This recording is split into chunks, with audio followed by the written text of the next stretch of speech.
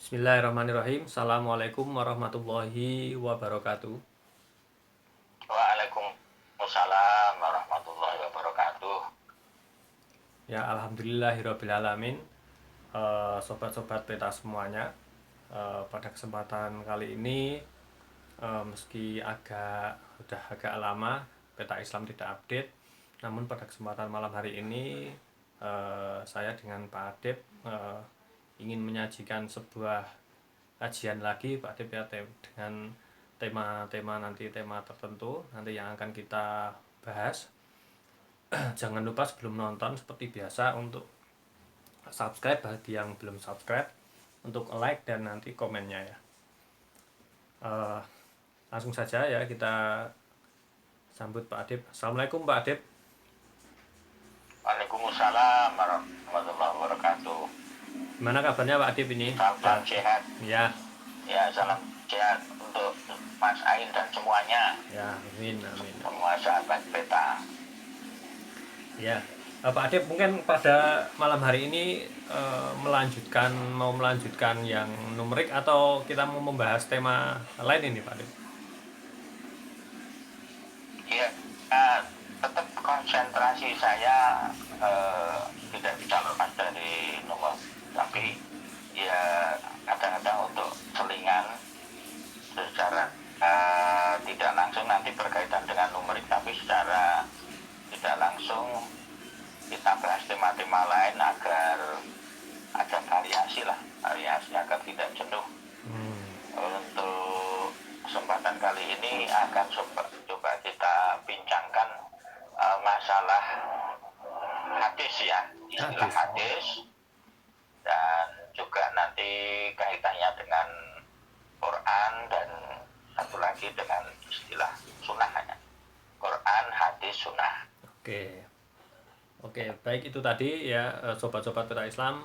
Pada kesempatan malam hari ini kita akan membahas mengenai tentang hadis, sunnah ya, hadis, sunnah dan Quran itu sendiri. Quran. Yaitu dalam mungkin nanti kita bisa menguliti ya apa perbedaan-perbedaannya, apa kesamaan-kesamaannya, dan bagaimana cara pandang kita mengenai hal itu. Mungkin nanti teman-teman bisa mendapat tambahan wawasan ya Pak Dip ya, tambahan wawasan nanti untuk bahan belajar seperti itu.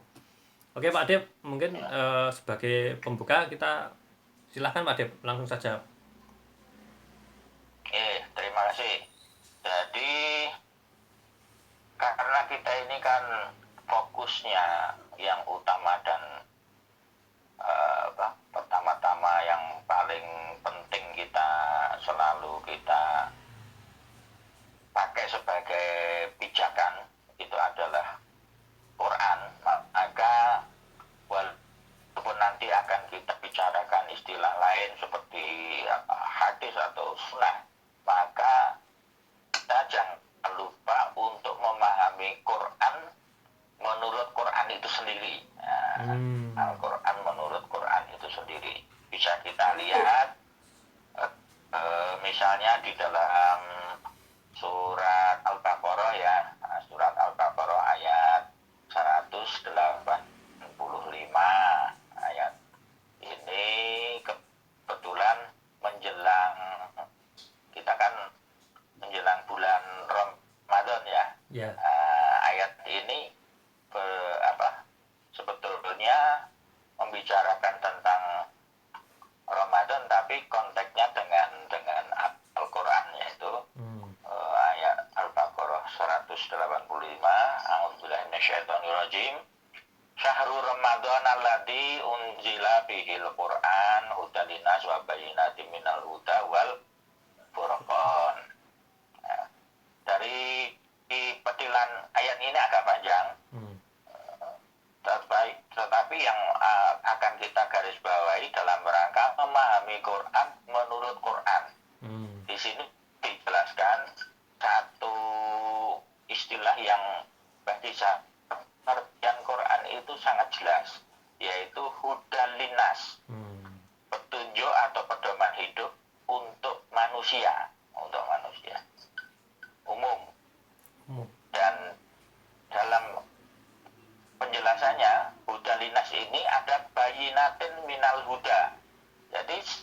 selain petunjuk kepada manusia, di dalam petunjuk itu ada bayinatnya, ada rangkaian keterangannya yang menerangkan tentang petunjuk itu. Itulah kemudian Al-Quran itu di dalam ayat ini disebut wal furqan, itulah al-furqan. Ada hudal linas, petunjuk untuk manusia, di mana petunjuk itu dijelaskan juga di dalam petunjuk itu, sehingga menjadi al-furqan, menjadi pembeda, menjadi pembelah antara yang benar dan yang salah. Ini secara sederhana kita contohkan, misalnya di dalam Ali Imran ayat yang terkenal wa'tasimu bihablillahi jami'an, itu adalah hudalinas. Allah melalui Al-Quran memerintahkan manusia wa'tasimu bihablillahi jami'an. Kemudian bayinat minal hudanya apa? Wala tafarraqu. Jadi kalau kita lakukan petunjuk ini wa'tasimu bihablillahi jami'an, kita disuruh oleh Allah untuk bersatu padu dalam sebuah jamaah, maka otomatis yang namanya bersatu padu itu adalah la tafarraqu, tidak berpecah belah.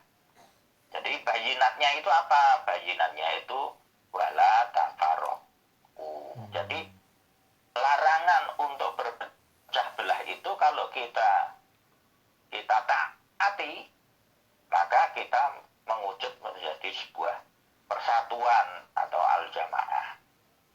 Begitu sebaliknya.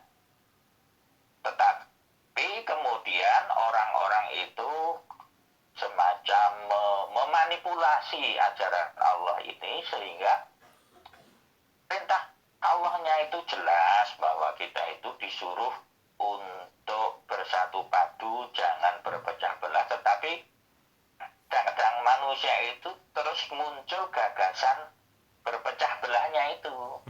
Padahal itu larangan. Itu larangan. Itu hanya merupakan penjelasan saja sebetulnya. Penjelasan agar bersatu padu itu bagaimana sih? Gitu. Bersatu padu itu tidak berpecah belah. Nah, kemudian kalau dimanipulasi, maka kemudian manusia itu bisa mempraktekkan gagasan berpecah belah itu. Jadi memang dua-duanya itu ajaran Allah, tetapi yang satu itu perintah, yang satu larangan sebetulnya. Jadi itulah kemudian kalau kita seret ke belakang ke dalam sejarah kolonialisme, nanti menjadi sebuah teori untuk sebuah mengkolonisasi sebuah bangsa itu dengan cara memecah belah, memecah belah kemudian menguasai. Ini sebetulnya manipulasi dari ajaran Allah. Sebuah larangan, tapi dipraktekkan untuk sebuah teori politik kekuasaan dari dulu penjajah Hindia Belanda. Demikian singkatnya untuk Quran itu. Nanti contohnya masih banyak, dalam kesempatan lain bisa kita kemukakan. Jadi inti Quran itu satu, hudalinas, petunjuk bagi manusia, di mana petunjuk itu tentu saja kebaikan ya. Tetapi di dalam petunjuk itu terkandung sebuah penjelasan yang kadang-kadang bisa dimanipulasi oleh manusia menjadi ajaran sesat, katakanlah seperti itu. Itu Quran. Ya. Jadi ya Pak Adib ya, Al-Quran sebagai petunjuk itu sendiri, di dalam petunjuk itu terdapat juga keterangan-keterangan yang berisi petunjuk juga ya Pak Adib ya? Iya, keterangan tentang petunjuknya tadi. Tentang petunjuknya tadi ya. Petunjuknya kan orang disuruh bersatu berjamaah, wa'tasimu bihablillah. Nah, bersatu atau berjamaah itu bagaimana sih? Kata Allah di dalam penjelasannya, wala tafaroku, kalau kamu tidak berpecah belah, itu kamu otomatis akan bersatu kan. Jadi sebetulnya larangan itu adalah perintah. Tapi perintah untuk tidak dilakukan. Oh ya, perintah untuk tidak Ya, dilakukan. perintah untuk tidak dilakukan. Iya. Tapi merupakan penjelasan. Iya. Karena seperti halnya malam dan siang, kalau hanya siang saja atau hanya malam saja, tidak ada dua-duanya, itu orang tidak bisa membedakan. Kalau nggak ada pecah belah, itu orang tidak tahu bersatu.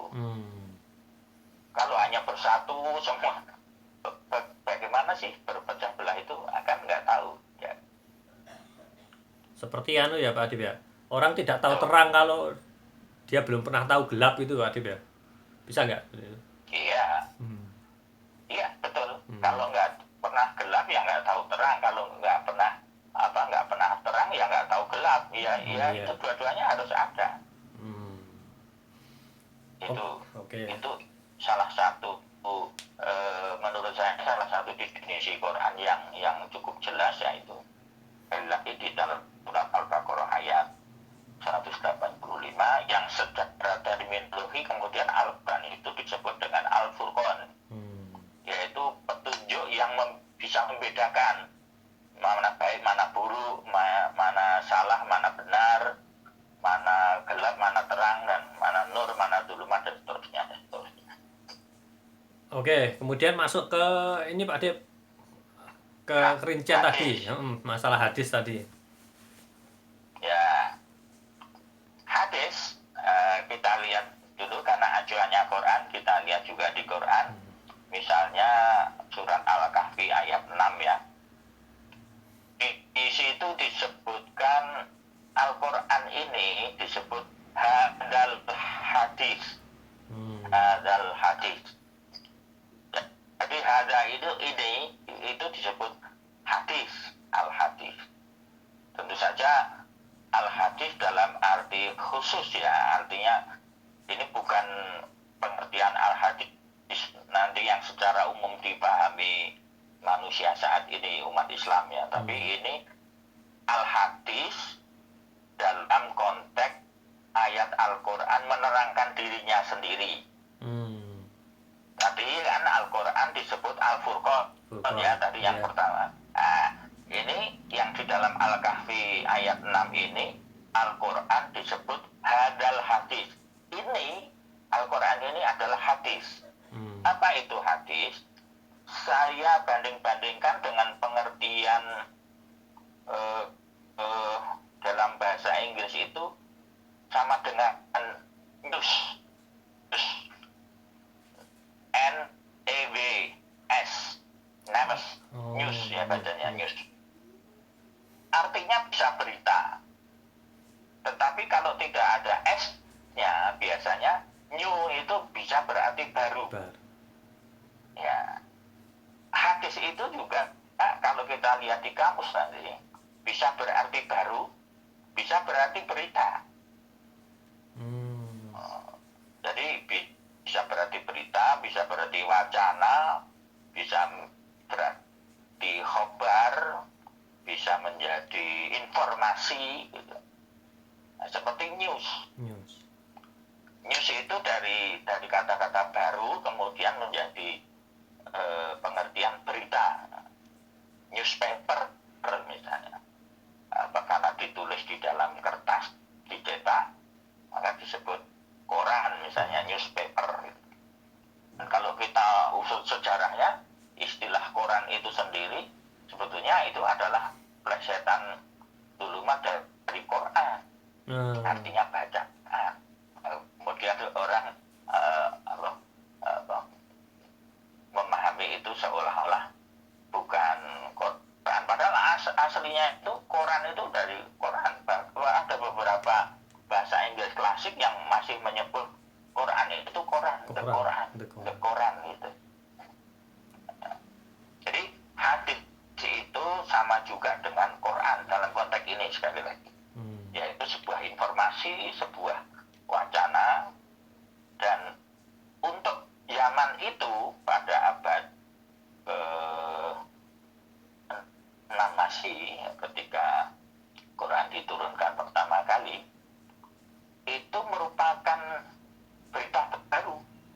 Yesus merupakan berita baru. Bertambah.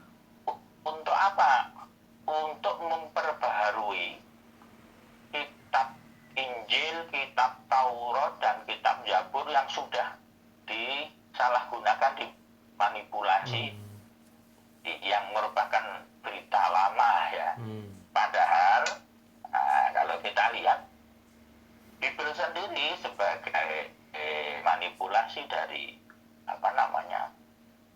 dari Injil, dia itu sebetulnya sudah merupakan hal yang baru dibandingkan Taurat. Ingat, mereka kemudian mengatakan Taurat itu sebagai perjanjian lama. Injil yang Bible itu disebut dengan perjanjian baru. Kemudian Alkitab itu yang akhirnya disebut dengan Bible, Alkitab itu berisi perjanjian lama dan perjanjian baru, itu kumpulan dari Taurat, Zabur, dan juga Injil. Tapi sudah dimanipulasi. Kalau kita mau lihat aslinya sudah nggak ada di dunia ini.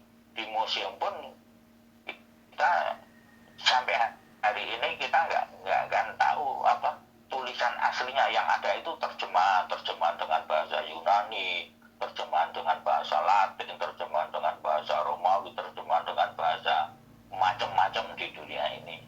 Semua terjemahan nggak ada aslinya, tapi itu dianggap kitab suci ya. Ini ya rada lucu ini. Tapi itu fakta. Itu fakta. Itu hadis ya. Jadi hadis itu berita, bisa berarti baru dalam konteks zamannya. Sehingga Al-Quran itu kalau Taurat disebut dengan, ini meminjam istilah mereka ya, Taurat disebut perjanjian lama, the Old Testament. Old itu lama. Kemudian Injil itu disebut the New Testament.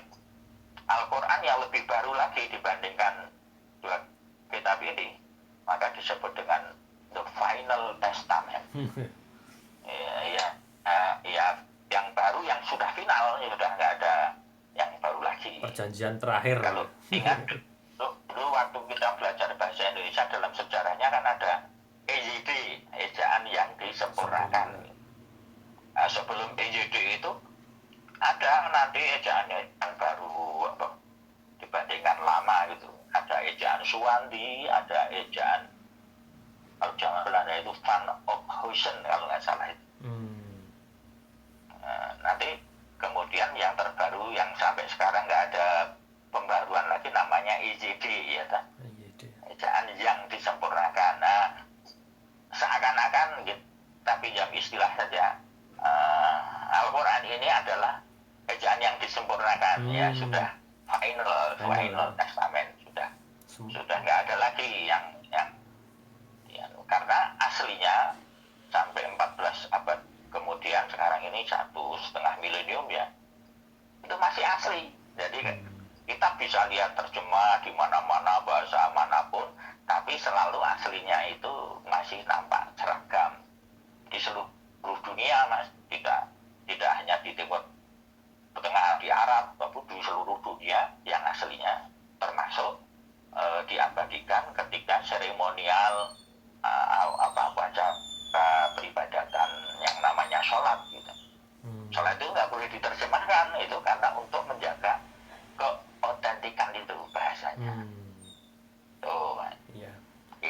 Itu hadis ya. Lantas kaitannya dengan ini Pak Adib, kalau hadis itu kan kaitan dengan konteks yang dijelaskan tadi kan adalah mengacu pada Al-Quran itu sendiri ya. Nah, tetapi kan umum sekarang kalau mendengar istilah hadis itu sudah konteksnya itu sudah bukan ke Al-Quran. Nah, ini gimana menyikapi hal seperti ini, gimana ini Pak? Ya, betul.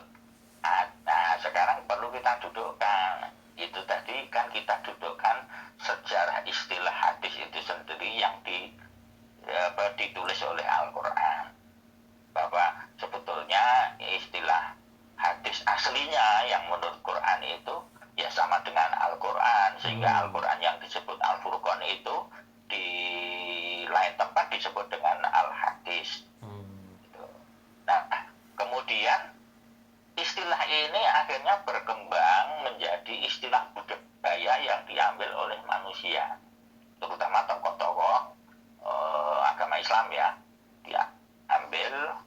hadis ini kemudian dipakai sebagai istilah untuk mengacu kepada berita-berita atau informasi yang dinisbahkan atau disandarkan atau dikaitkan dengan Rasulullah. Kita tahu, kita mesti hati-hati pelan-pelan ini untuk mendudukkan ini. Kenapa? Karena satu-satunya yang menerima wahyu Al-Quran langsung dari Allah melalui malaikat Jibril, satu-satunya itu hanya Nabi Muhammad. Para sahabat itu mendapatkan berita atau cerita atau tentang ayat Al-Quran itu karena Rasulullah bercerita, beritakan, ini loh, saya dapat wahyu begini loh. Sehingga pada periode-periode awal ketika Rasulullah masih hidup, para sahabat yang ada di sekitar Rasulullah itu dilarang keras untuk menulis yang selain Al-Quran.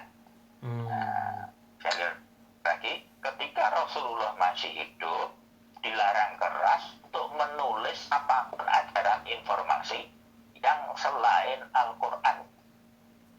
Kenapa?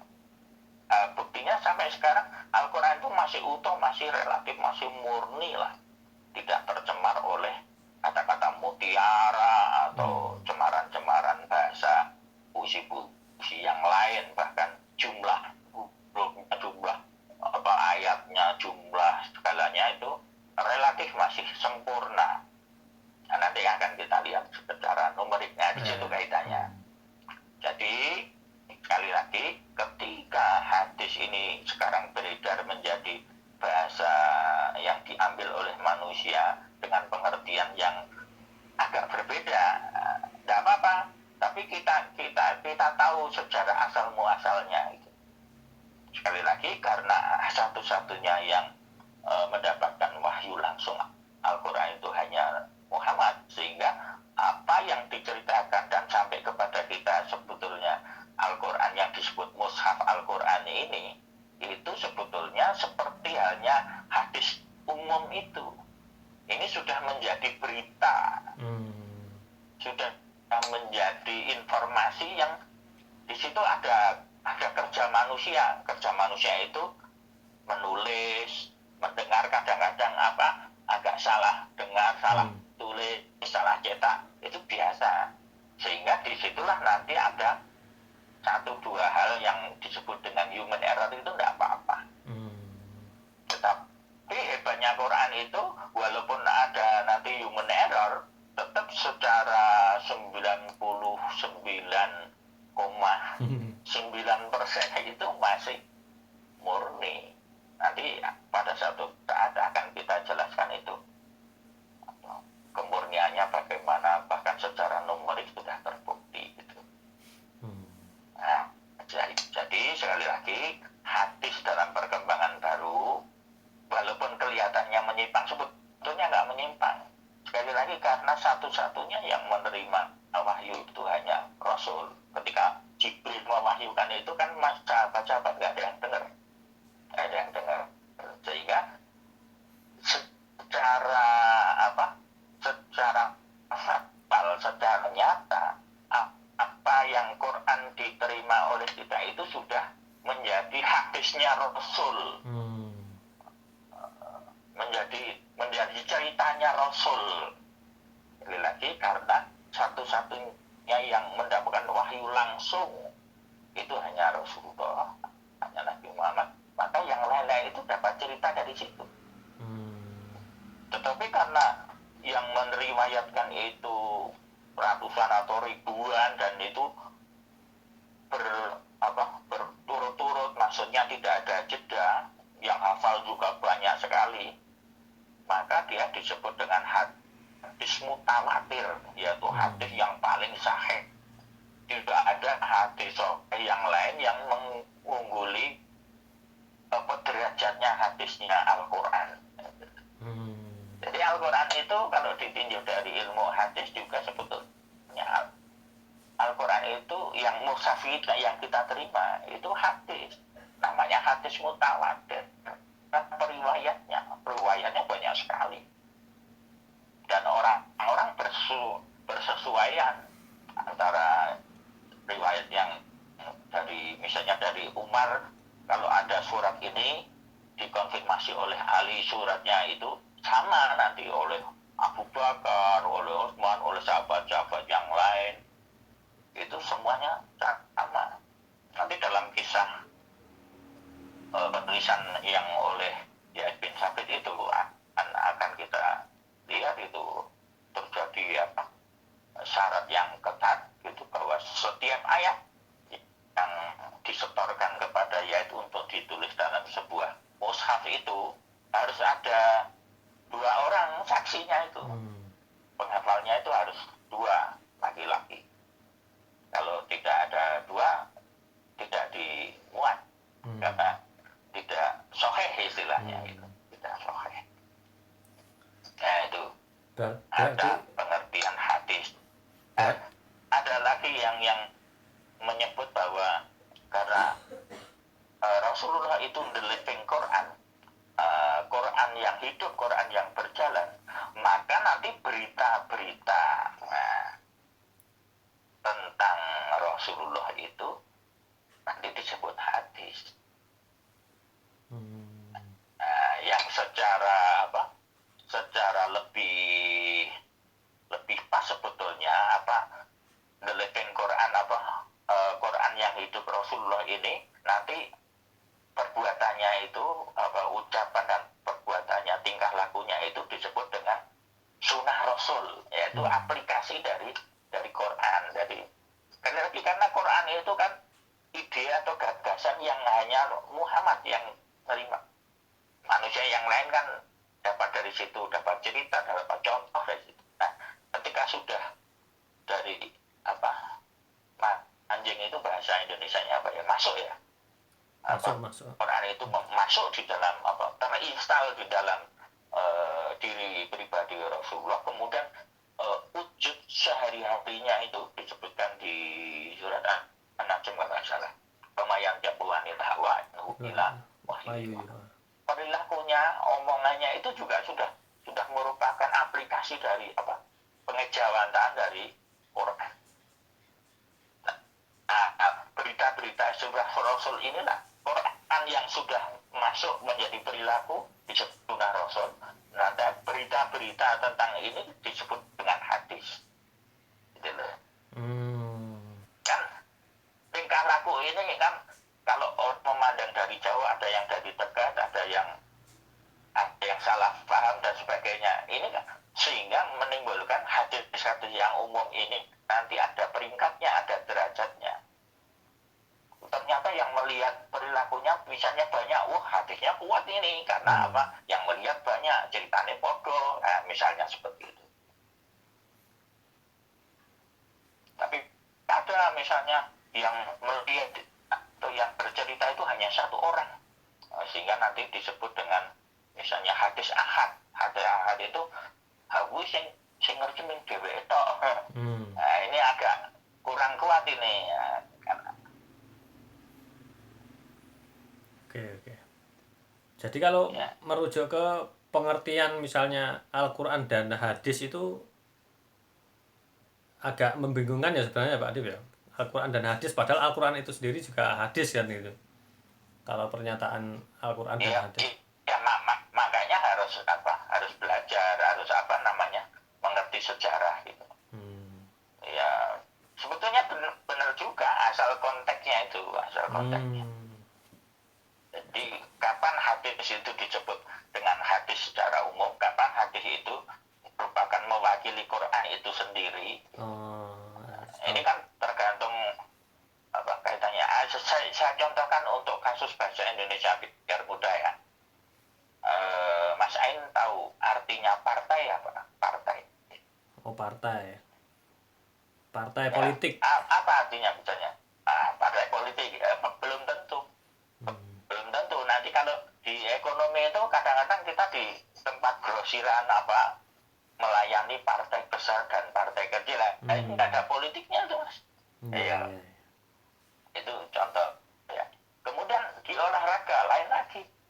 Kalau ada pertandingan tinju atau apa yang utama belum mulai, ada namanya apa?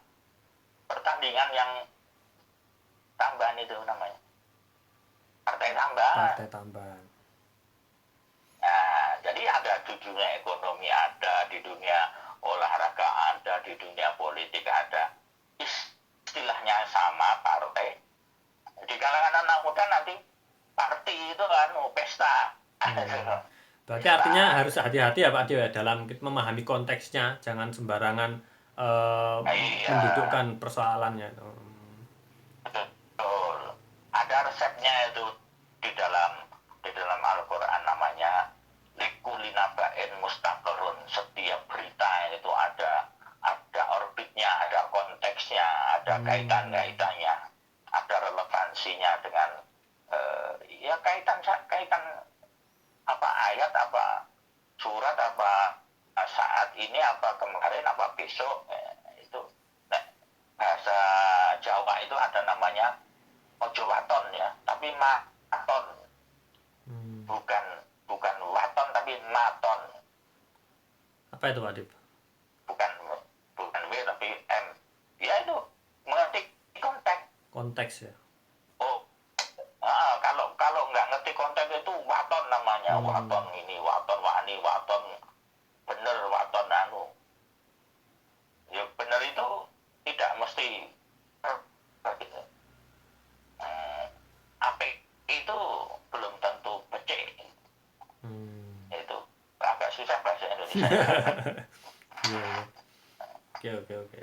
Ya, jadi nanti hadis itu dilihat konteksnya. Kalau dari pembicaraan umum oke gitu. Dan hadis ini sebetulnya kalau kita telusuri itu merupakan cikal bakal dari penulisan ilmiah di dunia akademis. Nah, periwayatan hadis itu lebih dasar itu, lebih dasar secara akademis dibandingkan sekarang. Coba misalnya Mas Ain seorang sarjana itu kan harus menulis kalau tidak apa S1 itu skripsi ya. Skripsi kemudian atau yang lebih tinggi namanya tesis atau disertasi. Bayangkan bisa lulus enggak seorang mahasiswa yang menulis sebuah tesis atau skripsi tapi tidak ada footnote-nya, tidak ada catatan kakinya, tidak ada referensinya, tidak ada bibliografinya. Muncul itu ngalor gitu dan rangka-ruan tidak ada referensinya gitu. Kira-kira lulus nggak? Nggak. Wow, kira ilmiah ya.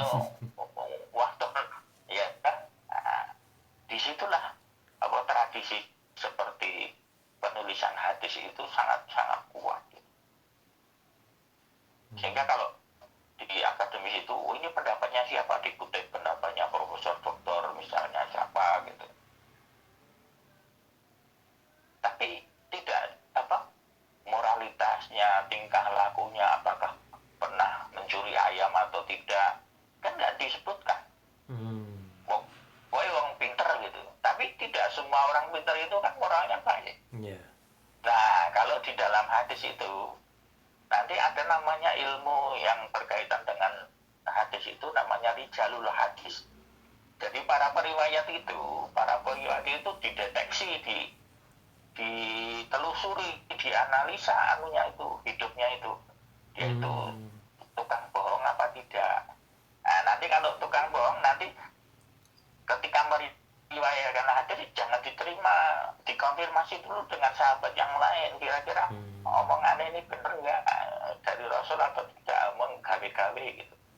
Itu hebatnya hadis dibandingkan catatan kaki atau referensi yang akademik umum. Akademik umum pokoknya watang ngaku pinter, ono profesor bilang guru besar dan sebagainya, wis dipercaya kan gitu. Padahal nggak ngerti kan gitu. hadis dalam periwayatan. Ini ditelusuri. Ada kitab tebal itu namanya Rijalul Hadis yang ada biografi singkatnya para periwayat itu, sehingga bisa diteliti hadis ini kuat atau lemah atau palsu atau apa, itu bisa ditelusuri. Cuman memang tidak mudah, tapi ada, Mas. Ada ya. Kalau mau ada jalannya gitu. Itu hadis yang umum yang kita pahami hari ini gitu. Jadi dia bisa macam-macam kualitasnya, bisa lemah, bahkan bisa palsu, disengaja dipalsukan, terutama ketika konflik politik dinasti Umayyah dengan dinasti Abbasiyah. Nanti muncul lagi dinasti Fatimiyah, muncul lagi yang terakhir dinasti Turki Utsmaniyah. Wah, itu banyak sekali para, ya kalau mungkin bahasa sekarang mungkin buser ya, bahasa yang bikin hadis dengan kepentingan tertentu gitu, karena politik ya. Kita bisa baca di sejarah itu. Nah, jadi hadis itu sebetulnya berita tentang sunnah Rasul. Sunnah Rasul itu sendiri adalah ketika Quran dalam diri Nabi Muhammad itu sudah ngejawantah bereksistensi di dalam pribadi Rasulullah, ya ada ucapan, ada tingkah laku, ada segala macamnya. Kemudian orang yang melihat, orang yang mendengar, para sahabat itu kemudian meriwayatkan itu, memberitakan, namanya hadis.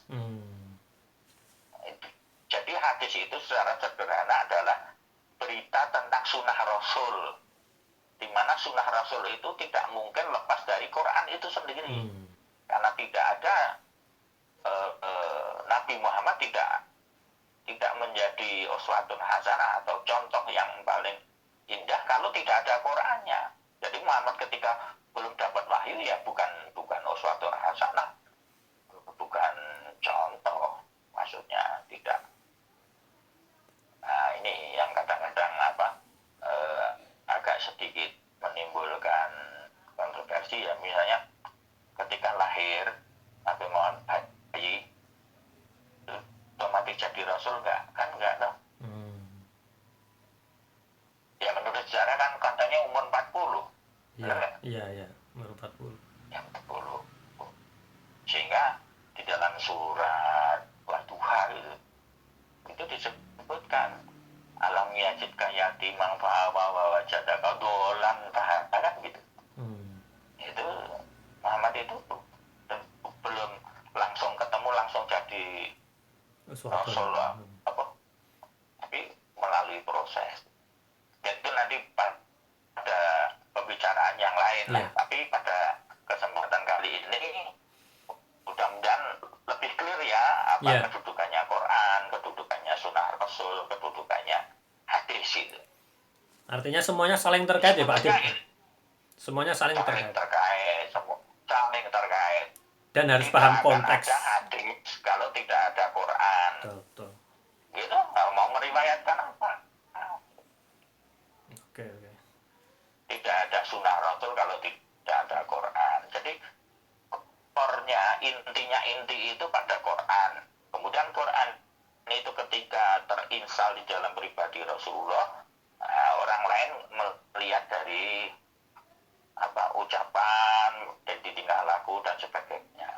Nah, dari tingkah laku, ucapan dan sebagainya itu diriwayatkan oleh para sahabat menjadi hadis-hadis, menjadi berita-berita, menjadi warta berita, menjadi kabar, menjadi informasi.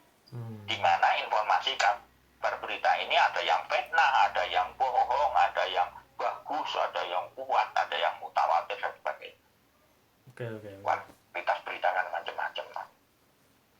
Oke Pak Adib, semakin clear tadi mendudukkan posisi hadis, sunnah Rasul, Quran itu. Jadi memang semuanya tidak lepas dari harus pada konteks ya. Konteksnya itu harus jelas ketika kita membahas, mau diskusi atau apapun, memang harus konteksnya apa dulu, ini hadis yang mana dulu nih yang mau dibahas ini ya. Jangan sampai salah paham. Iya, betul.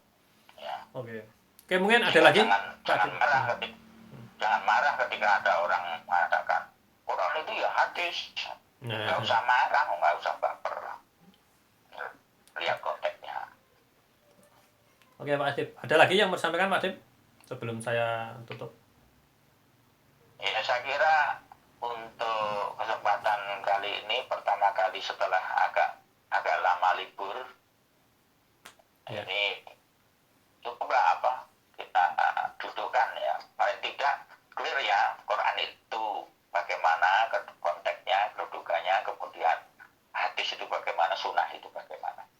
Siap. Oke Pak Adip. Oke Pak Adip, terima kasih sekali atas waktunya Pak Adip ya. Sobat-sobat Peta Islam semuanya, demikian tadi kajian bincang-bincang kita dengan Ustadz Adip Susila Sirat ya, mudah-mudahan membawa manfaat ya. Jangan lupa untuk ditonton berulang kali, di-share ke teman-teman ya, agar nanti bisa komentar, saran dan kritik dipersilahkan seperti itu. Oke, mungkin saya tutup dulu. Kalau ada Ya. pertanyaan silahkan ditulis di komen aja. Ya, kalau ada pertanyaan nanti silahkan berkomentar seperti itu. Oke Pak Adip, saya tutup. Teman-teman semuanya, kurang lebihnya mohon maaf. Akhirul kalam. Wassalamualaikum warahmatullahi wabarakatuh. Waalaikumsalam warahmatullahi